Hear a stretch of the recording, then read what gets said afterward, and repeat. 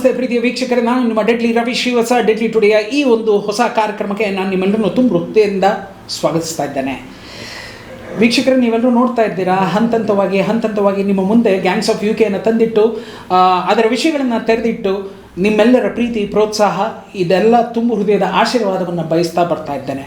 ಇವತ್ತಿನ ಈ ಸಂಚಿಕೆಯಲ್ಲಿ ನಾನು ಲಾಸ್ಟ್ ಟೈಮ್ ಹೇಳಿದೆ, ಒಬ್ಬ ವ್ಯಕ್ತಿಯನ್ನು ಕರ್ಕೊಂಬಂದು, ಪ್ರವೀಣನು ಒಬ್ಬ ವ್ಯಕ್ತಿಯನ್ನು ಕರ್ಕೊಂಬಂದು ಹೇಗೆ ಅವನು ನಮ್ಮ ಜೊತೆಯಲ್ಲಿ ನಿಂತು ನನಗೆ ಯಾವ ರೀತಿಯೆಲ್ಲ ಸಹಕಾರ ಮಾಡ್ದ ಅನ್ನೋದನ್ನು ನಾನು ನಿಮ್ಗೆ ಹೇಳಿದೆ. ಅದೇ ನಿಟ್ಟಿನಲ್ಲಿ ಅವತ್ತಿನ 2005 ಪ್ರಾಯಶಃ ನನ್ನ ಮತ್ತು ಈ ವ್ಯಕ್ತಿಯ ಪರಿಚಯ 98, 99, 2000 ಈ ಟೈಮಿನ ಆಸುಪಾಸಿನಲ್ಲಿ ನನ್ನ ಮತ್ತು ಈತನ ಪರಿಚಯ ಆಗುತ್ತೆ. ಆವತ್ತಿನ ದಿನಗಳಲ್ಲಿ ಭೂಗತ ದೊರೆ ಅಂತ ಒಂದು ಸಿನಿಮಾ ಆಗಿರ್ಬೋದು, ಲಾ ಆ್ಯಂಡ್ ಆರ್ಡರ್ ಅನ್ನೋ ಒಂದು ಸಿನಿಮಾ ಆಗಿರ್ಬೋದು, ಈ ಥರ ಎಲ್ಲ ಸಿನಿಮಾಗಳನ್ನ ಮಾಡ್ತಾ ಬರ್ತಾ ಇದ್ವಿ. ತದನಂತರ ದಿನದಲ್ಲಿ ಡೆಡ್ಲಿ ಸೋಮಾದಲ್ಲಿ ವಸಂತ ಅನ್ನೋ ಒಂದು ಪಾತ್ರದಲ್ಲಿ ಆತ ಕಾಣಿಸ್ಕೋತಾರೆ. ತದನಂತರ ಮಾದೇಶ ಅನ್ನೋ ಒಂದು ಸಿನಿಮಾದಲ್ಲಿ ಕಾಣಿಸ್ಕೋತಾರೆ. ಇಟ್ಸ್ ನನ್ ಅದರ್ ದೆನ್ ಕೋಟೆ ಪ್ರಭಾಕರ್ ಅಂತ ಹೇಳಲಿಕ್ಕೆ ಇಷ್ಟಪಡ್ತೀನಿ.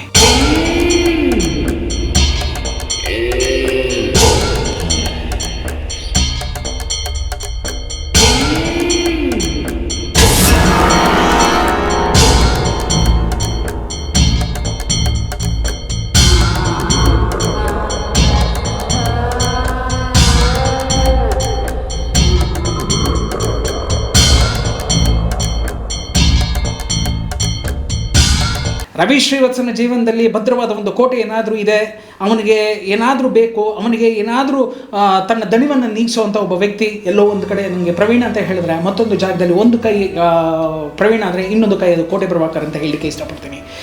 ಎಲ್ಲ ನನ್ನ ಆ ಒಂದು ಓಡಾಟದಲ್ಲೂ, ಎಲ್ಲ ನನ್ನ ಜೀವನದ ಒಂದು ಆ ಪ್ರಯಾಣದಲ್ಲೂ ಈ ಕೋಟೆ ಪ್ರಭಾಕರ್ ಆಗಿರಲಿ, ಪ್ರವೀಣ ಆಗಿರಲಿ, ಇವರಿಬ್ಬರು ನನ್ನ ಜೊತೆ ಯಾವಾಗಲೂ ಇದ್ದಂತಹ ಜೀವಗಳಿವೆಲ್ಲ.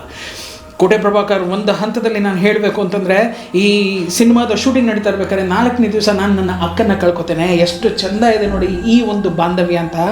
ಅಕ್ಕನ ಕಳ್ಕೊಂಡು ಅವತ್ತಿನ ದಿವಸ ಬೆಳಗ್ಗೆ ನಾನು ಅಲ್ಲಿಂದ ಬರ್ತೇನೆ, ರಾತ್ರಿ ಅಕ್ಕನಿಗೆ ಅಗ್ನಿ ಸ್ಪರ್ಶವನ್ನು ಮಾಡ್ತೇನೆ. 3ನೇ ದಿವಸ ಅಕ್ಕನಿಗೆ ಈ ಅಸ್ಥಿ ವಿಸರ್ಜನೆ ಮಾಡೋದಕ್ಕೆ ಇದಕ್ಕೆ ಹೋಗಬೇಕಾಗುತ್ತೆ, ನಾವು ಶ್ರೀರಂಗಪಟ್ಟಣಕ್ಕೆ ಹೋಗಬೇಕಾಗುತ್ತೆ. ನೀವು ನಂಬ್ತೀರಾ, ನನ್ನ ಜಾಗದಲ್ಲಿ ನನ್ನ ಅಕ್ಕನ ಮಗಳನ್ನ ಕರ್ಕೊಂಡು ಹೋಗಿ ಅಸ್ಥಿ ವಿಸರ್ಜನೆ ಮಾಡಿದಂತಹ ವ್ಯಕ್ತಿ ಯಾರು ಅಂತಂದರೆ that was one and only ಕೋಟೆ ಪ್ರಭಾಕರ್ ಸರ್. ಆ ನಿಟ್ಟಿನಲ್ಲಿ ನಮ್ಮದು ಬಾಂಧವ್ಯ ಹೇಳ್ತಾ ಹೋಗಬೇಕು ಅಂತಂದರೆ, ಒಂದು ಹೇಳಬೇಕು, ಯಾವ ದೃಷ್ಟಿನೂ ಬೀಳದೇ ಇರಲಿ. ಎರಡನೇದು ಹೇಳಬೇಕು, ನಮ್ಮ ಈ ಒಂದು ಸ್ನೇಹ ಅದು ನಿರಂತರವಾಗಿರಲಿ ಅಂತ ನಾನು ಕೇಳ್ಕೊಳ್ಳಿಕ್ಕೆ ಇಷ್ಟಪಡ್ತೀನಿ. ಅಂತಹ ಒಬ್ಬ ವ್ಯಕ್ತಿಯನ್ನು ಇವತ್ತು ನಿಮ್ಮ ಮುಂದೆ ಕರ್ಕೊಂಬರ್ತಾ ಇದ್ದೇನೆ. ಕೋಟೆ ಪ್ರಭಾಕರ್ ನಿಮ್ಮ ಮುಂದೆ. ನಮಸ್ತೆ ಕೋಟೆ ಪ್ರಭಾಕರ್. ನಮಸ್ತೆ ಸರ್. How you? ಚೆನ್ನಾಗಿದೆ. ತುಂಬ ಬ್ಯುಸಿ ಅನಿಸುತ್ತೆ. ಎಲ್ಲ ಸಿನಿಮಾಗಳಲ್ಲೂ ತನ್ನನ್ನು ತಾನು ತೊಡಗಿಸ್ಕೊಂಡು, ಎಲ್ಲ ಸಿನಿಮಾಗಳಲ್ಲೂ ಯಾವುದೇ ಪಾತ್ರ ಆಗಿರಲಿ ಅದನ್ನು ಚೆಂದ ಅಚ್ಚುಕಟ್ಟಾಗಿ ನೀಟಾಗಿ ಮಾಡ್ಕೊಂಡು ಹೋಗುವಂಥ ವ್ಯಕ್ತಿ ಬಂದು ಅದು ಕೋಟೆ ಪ್ರಭಾಕರ್ ಸರ್. ಎಸ್ ಕೋಟೆ ಸರ್, ನೀವು ಅವತ್ತಿದ್ರಿ ಅಂತ ಕಾಣುತ್ತೆ. ನಾವು ಶೋಭರಾಜಣ್ಣನ ಮನೆಯಲ್ಲಿ ಕತೆ ಹೇಳಿದಾಗ ನೀವು ಮತ್ತು ನಮ್ಮ ಪ್ರವೀಣ ಎಲ್ಲರೂ ಇದ್ರಿ ಅಂತ ಅನಿಸುತ್ತೆ. ಅವತ್ತಿನ ಆ ಒಂದು ಕತೆ ಕೇಳಿದಾಗ ನಿಮ್ಗೆ ಅನಿಸಿದಂತಹ ಒಂದು ಸರ್, ಅವತ್ತು ಅಂದರೆ ಸುಮಾರು ಒಂದು 4-5 ವರ್ಷ ಆಗಿತ್ತು ಸರ್. 2019 ಒಂದು 6 ಇಯರ್ಸು. ಆ ಕತೆ ಕೇಳುವಾಗ ಹೊರಗಡೆನೇ ನಾನು ಪ್ರವೀಣ ಡಿಸ್ಕಷನ್ ಮಾಡ್ತಾಯಿದ್ವಿ. ನಾವು ಏನೇ ನಿಮ್ಮ ಮುಂದೆ ಮಾತಾಡ್ತಾ ಇದ್ರು, ನಾವು ಪರ್ಸನಲಾಗಿ ಆಚೆ ಬಂದು ನಾನಾಗಲಿ ಮುನಿ ಆಗಲಿ ಎಲ್ಲ ಮಾತಾಡ್ತಾಯಿದ್ವಿ. ಫಸ್ಟು ಅನಿಸಿದ್ದು ನಮಗೆ ಏನು ಅಂದರೆ, ಕತೆ ತುಂಬ ರಾ ಆಗಿದೆ, ಬಟ್ ಟೋಟಲಿ ಹೊಸ್ತಾನ. ಯಾಕಂದರೆ ನಾವು ನನಗೆ ಜ್ಞಾಪಕ ಇರೋ ಥರ ನಿಮ್ಮ ಬಾಯಲ್ಲಿ ಕೇಳಿದ ಕತೆ ನಾನು ಹುಲಿಯಾ ಸಿನಿಮಾಗೆ ಜ್ಞಾಪಕ ಬರ್ತಾಯಿತ್ತು ನನಗೆ. ಯಾಕಂದರೆ ಆ ರೇಂಜ್ ಇದೆ ಅದು. ಬಟ್ ಆ ಹುಡುಗ ತಡೀತಾನ ಅನ್ನೋದೊಂದು ಮೈಂಡಲ್ಲಿತ್ತು. ಆಫ್ಕೋರ್ಸ್ ಆ ದಿನಗಳಲ್ಲಿ ಅದೊಂದಿತ್ತು. ಅದಾದಮೇಲೆ ನಿಮ್ಮ ಮೇಲೆ ಕಾನ್ಫಿಡೆಂಟು ಇತ್ತು, ನೀವು ಮಾಡ್ತೀರಾ ಅಂತ. ಆಮೇಲೆ ನಮಗೇನ ಸೈಕಲ್ ಬ್ರದರ್ಸ್ ಅಂತ ಹಂಗಂದ್ರಿ. ಆಮೇಲೆ ತುಂಬ ರಾ ಇತ್ತು ಸಬ್ಜೆಕ್ಟ್. ನಾವು ಇಷ್ಟು ಸಿನಿಮಾಗಳು ಮಾಡೋದಕ್ಕಿಂತ ಈ ಸಿನಿಮಾ ಕತೆ ಕೇಳಿದಾಗ ಆ್ಯಕ್ಚುಲಿ ನಮಗೆ ಯಾವುದೇ ಸಿನಿಮಾ ಆಗಲಿ ನಮ್ಮ ಪಾತ್ರದ ನಾವೆಲ್ಲ ಕೂತಾಗ ಕತೆಗಳನ್ನ ಆಗುತ್ತೆ. ನಮಗೇನು ಅಂದರೆ ಡೆಡ್ಲಿ ಸೋಮ, ರಾಜು ಆದಮೇಲೆ ಪ್ರತಿಯೊಂದು ಸಿನಿಮಾನೂ ನಾನು ಜೊತೆಗೆ ಇದ್ದೀನಿ. ನೀವೆಲ್ಲರೂ ಮೊದಲು ಕತೆ ಹೇಳ್ತೀರಾ. ಆ ಕತೆ ಹೇಳೋದು ಎಷ್ಟು ಪ್ರೆಸ್ಸು ಅಂದರೆ ನಾವು ಅದರಲ್ಲಿ ಇನ್ವಾಲ್ವ್ ಆಗೋದಕ್ಕಾಗುತ್ತೆ.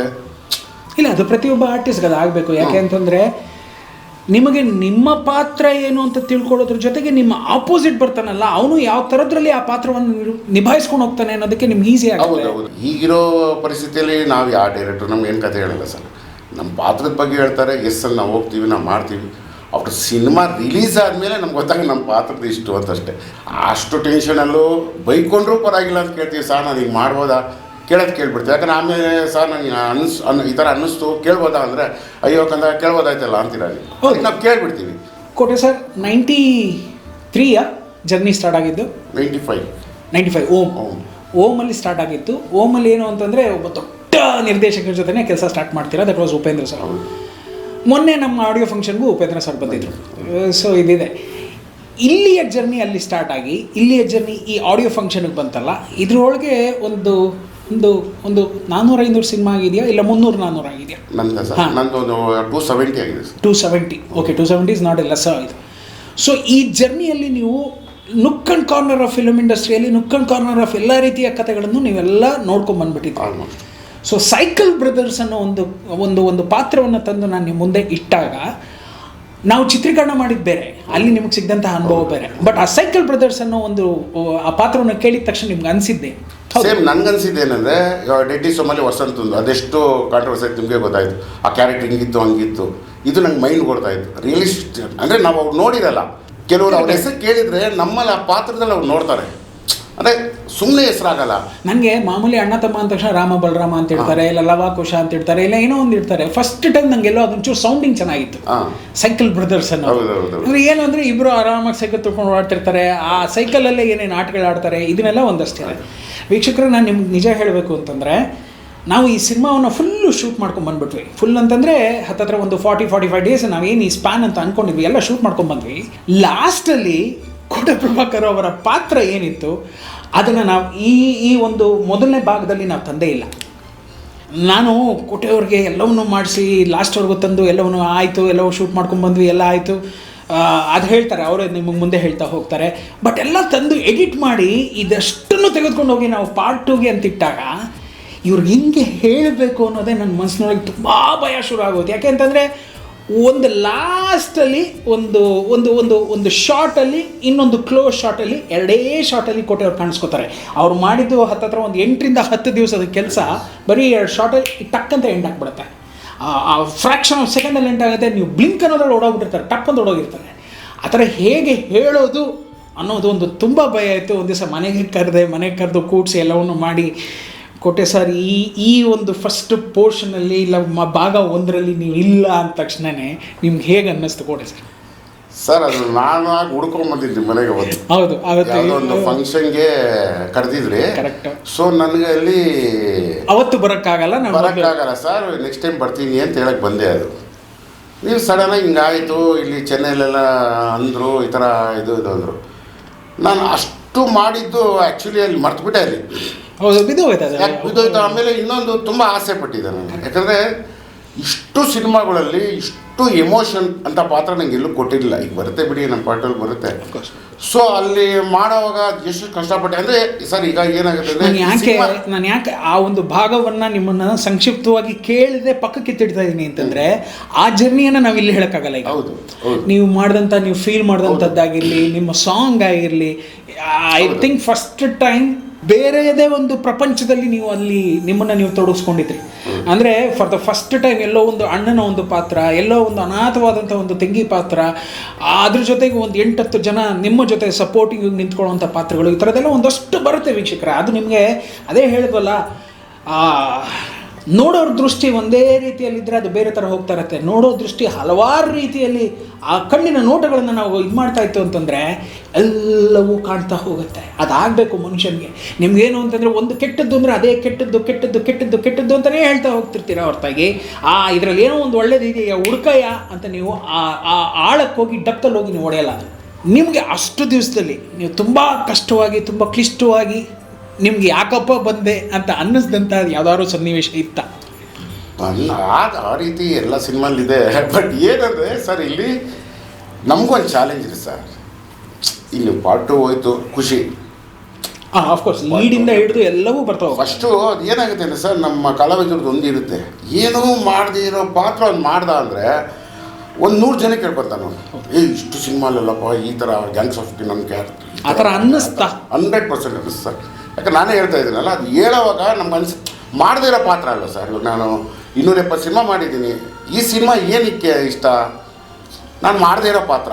ನಾನು ಹೇಳಿದ್ನಲ್ಲ ಆಗಲೇ, ಹುಲಿಯಾಗಿ ಜ್ಞಾಪಕ ಬಂತು ಅಂದಾಗ ನಮ್ಮದು ಆ ಕಾಸ್ಟ್ಯೂಮ್ಸ್ ಆಗಲಿ, ಅಲ್ಲಿ ನೇಟಿವಿಟಿ ಆಗಲಿ, ಬೆಳಿಗ್ಗೆ ಎದ್ದಿದ ತಕ್ಷಣ ನಮಗೆ ಅಲ್ಲೇ ಹೋಗ್ತಾ ಇರೋ ಒಳಗಳು ಕೆಲಸದಲ್ಲಿ ಇನ್ವಾಲ್ವ್ ಆಗ್ಬಿಡ್ತಾ ಇದ್ವಿ. ಅಲ್ಲಿನ ಜನಗಳು ನೋಡ್ತಾ ಇದ್ವಿ, ಅಲ್ಲಿ ಭಾಷೆ ಸೊಗಡು ನಮ್ಗೆ ಗೊತ್ತಲ್ಲ, ನಾವು ತುಂಬ ಫ್ಲೂಯೆಂಟಾಗಿ ಮಾಡ್ತಾಯಿದ್ವಿ. ಎಷ್ಟು ಕಷ್ಟ ಅನ್ನಿಸ್ತು ನಿಮ್ಗೆ ಆ ಭಾಷೆ? ವೆರಿ ಫಸ್ಟ್ ಕಷ್ಟ ಅನ್ನಿಸ್ತು ಸರ್. ಆಮೇಲೆ ಸ್ವಲ್ಪ ಈಸಿ ಆಯಿತು. ಅಂದರೆ ನಾವು ಬೇರೆಯವ್ರು ಮಾಡ್ತಾ ಇರೋವಾಗ ನಾವು ನೋಡ್ತಾ ಇರ್ತೀವಿ. ಯಾಕಂದರೆ ಬಿಕಾಸ್ ಆಫ್ ರಮೇಶ್ ಅಣ್ಣ ಡೈಲಾಗ್ಸು ಅಂದಾಗ ನಾವು ನಮ್ಮ ಪಾತ್ರ ಆಗಿದ ತಕ್ಷಣ ಹೋಗಿ ಒಂದು ಕಡೆ ಕುತ್ಕೊತಾ ಇದ್ದಿಲ್ಲ. ಬೇರೆಯವ್ರು ಮಾಡ್ತಾ ಇರೋವಾಗ ಹಿಂಗೆ ಇದು ಮಾಡ್ತಾರಪ್ಪ, ಅದೇ ಎಸ್ಪೆಷಲಿ ಈ ಸಿನಿಮಾಗೆ. ಬೇರೆದು ಕೂಡ ನಾವು ಕರೆದಾಗ ಬರ್ತೀವಿ, ನಮ್ದೇನೋ ಮಾಡ್ತೀವಿ. ಯಾಕಂದರೆ ಆ ಭಾಷೆಯ ಆ ಸೊಗಡು ಇದ್ರೇ ಚೆನ್ನ. ಆಮೇಲೆ ಈ ಸಿನಿಮಾದು ಅಷ್ಟೇ, ನೀವು ಫಸ್ಟು ನಾವೆಲ್ಲ ಎಡಿಟ್ ಮಾಡಿದ್ಮೇಲೆ ನಾವು ನೋಡಿದ್ವಲ್ಲ ಸರ್, ನೋಡಿದಾಗ ನನಗೆ ಬಿಡು ಅಂದರೆ ಈಗೇನು ಬಿಡಿ ಪಾರ್ಟ್ 2 ಬರುತ್ತೆ ಮಾಡ್ತೀವಿ. ಇವಾಗ 2 ಶಾರ್ಟ್ ಇರ್ತಿದ್ರು ನಾನು ಬರ್ತಾಯಿದ್ದೆ ನಿಮ್ಮ ಜೊತೆ. ಅದಲ್ಲ ಪಾತ್ರಕ್ಕೆ ಇವಾಗ ಸರ್, ಇವಾಗ ನ್ಯಾಯ ಸಿನಿಮಾ ಅಲ್ವಾ ಸರ್, ಕೋಟೆ ಪ್ರಭಾಕರ್ ಇದ್ದಾನೆ. ನೀವು ಒಂದ್ಸರಿ ಡಬಲ್ ಪಾಸಿಟಿವ್ ನೋಡಿದಾಗ ನೀವು ಕೇಳಿದಂತಹ ಕತೆಗೂ ಅಲ್ಲಿ ಬಂದಂತಹ ಆ ಒಂದು ಕತೆಗೂ ಸಮತೋಲನವಾಗಿತ್ತ, ಈಕ್ವಲ್ ಆಗಿತ್ತಾ, ಚೆನ್ನಾಗಿತ್ತಾ, ಇನ್ನೂ ಚೆನ್ನಾಗಿ ಹೋಗಿತ್ತಾ, ಇಲ್ಲ ಗಲೀಜಾಗಿತ್ತಾ? ಫಸ್ಟು ನಾನು ನೋಡಿದಾಗ ಡಬಲ್ ಪಾಸಿಟಿವ್ ನೋಡಿದಾಗ ಆ ಸೆಂಟಿಮೆಂಟ್ ಎಲ್ಲ ತುಂಬ, ಯಾಕಂದರೆ ನಿಮ್ಮ ಸಿನಿಮಾಲಿ ಆಲ್ಮೋಸ್ಟು ಡಿಟಿ ಸೊಬೈನ ನಾನು ನೋಡ್ಕೊಂಬಂದಿದ್ದೀನಿ. ನೀವು ಎಷ್ಟು ಆ್ಯಕ್ಷನ್ಗೆ ಎಷ್ಟು ಒತ್ತು ಕೊಡ್ತೀರೋ, ಸೊ ಸೆಂಟಿಮೆಂಟ್ ತುಂಬ ಇನ್ವಾಲ್ವ್ ಆಗ್ತೀರ. ನಿಜವಲ್ಲ, ನಾನು ಇಷ್ಟು ಸಿನಿಮಾಗಳಲ್ಲಿ ನಾನು ಸರ್ ಕಣ್ಣಲ್ಲಿ ನೀರು ಹಾಕಿರಲಿಲ್ಲ, ಆ ಸೀನಿಗೆ ಮಾತ್ರ. ಅಣ್ಣ ತಂಗಿ ಸಂಬಂಧದ್ದು ಅಫ್ಕೋರ್ಸ್ ಆ ಸೊನ್ನು ಹೇಳಿದಾಗ ತಂದೆ ಅಂತ ಯಾರನ್ನಂತ ತೋರಿಸ್ಲಿ ಅಂದಾಗಂತೂ ನಾನು ನಿಜವೂ ನಿಮಗೇನೋ ನಮ್ಮ ರಿಲೇಷನಲ್ಲಿ ಆಗಿದ್ದು, ನಮ್ಮ ಸ್ನೇಹಿತರಿಗೆ ಆಗಿದ್ದು. ಸೂಪರ್. ಎಂಥ ಪಾಯಿಂಟ್ ಸರ್ ಅದು. ಅದು ಅವಾಗ ನಿಜವೂ ನನ್ನ ಕಣ್ಣಲ್ಲೇ ನೀರು ಬಂದ್ಬಿಟ್ಟು ತುಂಬ ಎಮೋಷನ್ ಆಗಿ ಆ್ಯಕ್ಟ್ ಮಾಡಿದ್ದು. ನನಗೆ ಆ ಥರ ಎಮೋಷನ್ ಆಗಿ ಮಾಡಿಸಿದ್ದು ನೀವೊಬ್ಬರೇ ಅನಿಸುತ್ತೆ. ಅಂದರೆ ಕೆಲವು ಮಾಡಿದ್ದೀನಿ ಇರುತ್ತೆ ಸರ್, ಪ್ರತಿಯೊಬ್ಬ ಆರ್ಟಿಸ್ಟಲ್ಲೂ ಒಬ್ಬ ಕಲಾವಿದ ಇರ್ತಾನೆ. ಆಮೇಲೆ ಎಲ್ಲದಕ್ಕಿಂತ ಹೆಚ್ಚಾಗಿ ಕೋಟೆ ಸರ್, ಮನೆಯಲ್ಲಿ ಮಗಳಿದ್ದಾಳೆ, ಮನೆಯಲ್ಲಿ ತಂಗಿ ಇರ್ತಾಳೆ, ಮನೆಯಲ್ಲಿ ಅಕ್ಕ ಇರ್ತಾಳೆ, ಮನೇಲಿ ಅಮ್ಮ ಇರ್ತಾಳೆ, ಯಾರಿಗಿಲ್ಲ. ಇದೆಲ್ಲ ಪ್ರತಿಯೊಂದು ಮನೇಲೂ ಇರುತ್ತೆ. ನೀವು ಅದು ಕನೆಕ್ಟ್ ಆಗಿಬಿಟ್ರೆ ಇನ್ವಾಲ್ವ್ ಆದೇನೆ ಅಲ್ಲಿ ಮಾಡೋಕ್ಕಾಗೋದು. ನಮ್ಮ ಕಣ್ಣಲ್ಲಿ ನೀರು ತರಿಸ್ಬೇಕನ್ನೋ ತಮಾಷೆನ, ಅದು ತುಂಬ ಖುಷಿಯಾಗಿದೆ. ಸೊ ಸೆಕೆಂಡ್ ಪಾರ್ಟ್ ತಕ್ಕಂತ ಭೇಟಿ ಮಾಡೋಣ. ಏನೇನಿದೆ ಎಲ್ಲ ವಿಷಯವನ್ನು ನಿಮ್ಮ ಹತ್ರ ಮುಕ್ತವಾಗಿ ಮಾತಾಡ್ತೇನೆ. ಸೊ ದಿಸ್ ದ ಥಿಂಗ್, ಕೋಟೆ ಪ್ರಭಾಕರ್ ಸರ್ ನಮ್ಮ ಜೊತೆ 10 ದಿನ ನಮ್ಮ ಜೊತೆ ಇದ್ದರೂ ಕೂಡ ಆ ಒಂದು 10 ಸೆಕೆಂಡಲ್ಲಿ ಬಂದು ಹೋಗುವಂಥ ಆ ಒಂದು ಆ ಶಾರ್ಟ್ಸ್ ಏನಿದೆ ಅದು ನಿಜವಾಗ್ಲೂ ನಿಮ್ಮ ಮನಸ್ಸಿನಲ್ಲಿ ಉಳಿಯುತ್ತೆ. ಯಾಕೆ ಅಂತಂದರೆ ಇವ್ರು ಯಾಕೆ ಇಲ್ಲಿ ಇದ್ದಕ್ಕಿದ್ದಾಗೆ ಈ ಫ್ರೀಸಿಂಗ್ ಪಾಯಿಂಟಲ್ಲಿ ಬಂದರು ಅಂತ ನೀವೆಲ್ಲ ಅನ್ಕೋತೀರಾ. ಹರಸಿ ಹಾರೈಸಿ ಪ್ರೋತ್ಸಾಹಿಸಿ ನಿಮ್ಮ ಪ್ರೀತಿ ಅದು ನಮಗೆ ಆಶೀರ್ವಾದ ಅಂತ ಹೇಳ್ತಾ ಗುಡ್ ಬೈ.